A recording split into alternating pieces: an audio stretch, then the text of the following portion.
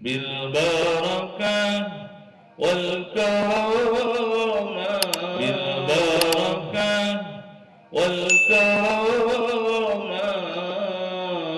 Rasulullah Shallallahu Alaihi Wasallam melaknat orang yang mengubah dan memindahkan batas-batas tanah. Contohnya, jika seseorang memiliki tetangga lalu ia mengambil bagian tanah tetangganya dengan memindahkan batas tanah hingga luas tanah menjadi lebih luas, sedangkan luas tanah tetangganya menjadi berkurang. Perbuatan seperti ini terlaknat. Rasulullah Shallallahu Alaihi Wasallam sendiri yang melaknatnya.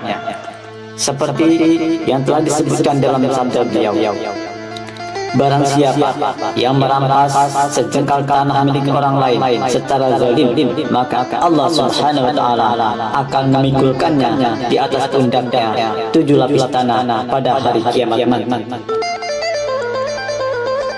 Orang yang mengubah dan memindahkan batas-batas tanah saja mendapatkan ancaman sekeras itu, apalagi dengan orang yang mengambil paksa atau merampas semua tanah orang lain. Ancamannya akan jauh lebih mengerikan. Orang semacam itu akan dilaknat dan dijauhkan dari rahmat Allah Subhanahu wa taala.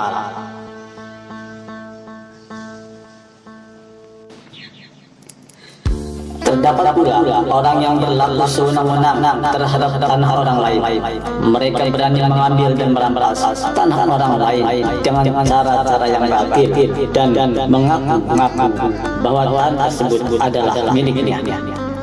Hal tersebut dilakukan dengan berbagai cara.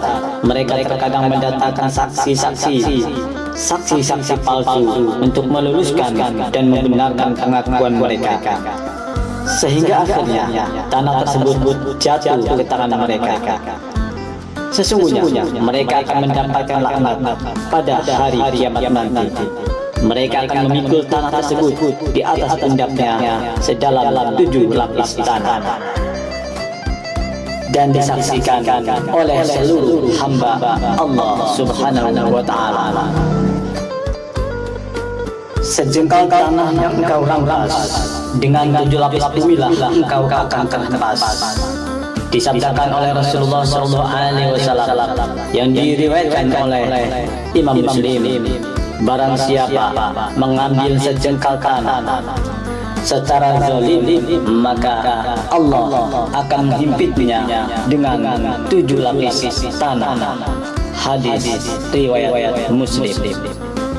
Dalam riwayat lain dari Sa'id bin Zaid Amr bin Nufail radhiyallahu anhu dikisahkan dengan Nabi lengkap.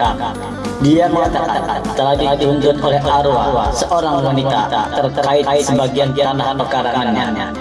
Lalu Sa'id berkata, biarlah diambilnya, karena aku pernah mendengar Rasulullah Shallallahu Alaihi Wasallam bersabda, barang siapa yang mengambil tanah orang lain tanpa hak walaupun sejengkal, di hari kiamat kelak Allah akan mengalungkan kepadanya 7 lapis bumi. Lalu Sa'id pun berdoa, wahai Allah, jika wanita itu dusta, butakanlah matanya dan jadikanlah rumahnya menjadi kuburan baginya.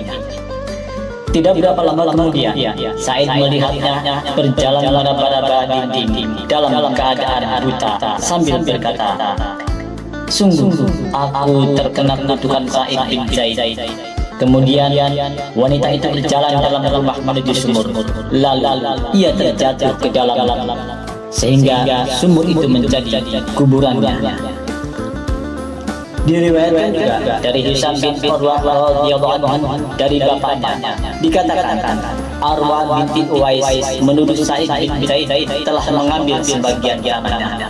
Lalu diadukannya kepada Marwan bin Hakam, penguasa ketika itu. Lantas Sa'id berkata, mungkinkah aku mengambil tanahnya padahal aku sudah mendengar Rasulullah Shallallahu Alaihi Wasallam bersabda? Marwan bertanya, apa yang telah engkau dengar dari Rasulullah Shallallahu Alaihi Wasallam? Sa'id menjawab, aku mendengar beliau bersabda, siapa yang mengambil tanah orang lain dengan cara zalim walaupun hanya sejengkal, kelak di hari kiamat dikalungkan kepadanya 7 lapis bumi. Lalu Marwan berkata, aku tidak minta keterangan dari Nabi selain. Kemudian Sa'id berdoa,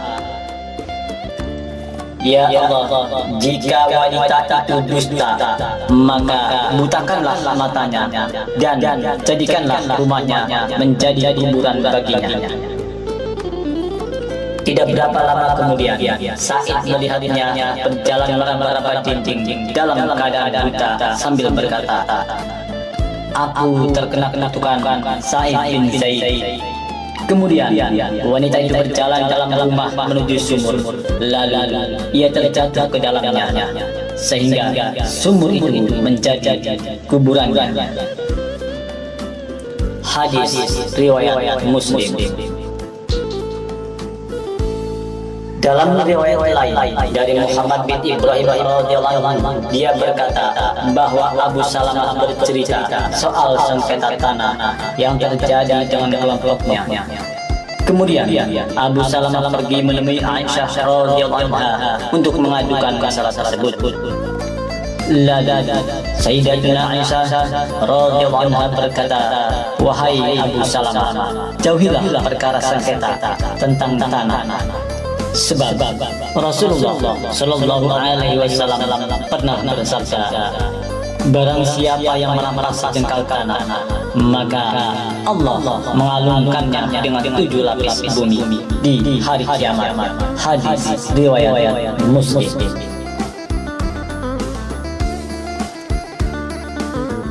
Itulah beberapa dalil tentang larangan mengambil hak orang lain. Selain berdosa, mengambil hak orang lain juga akan menjerumuskan seorang muslim ke dalam neraka.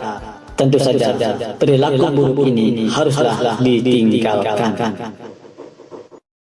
bil barakah wal karam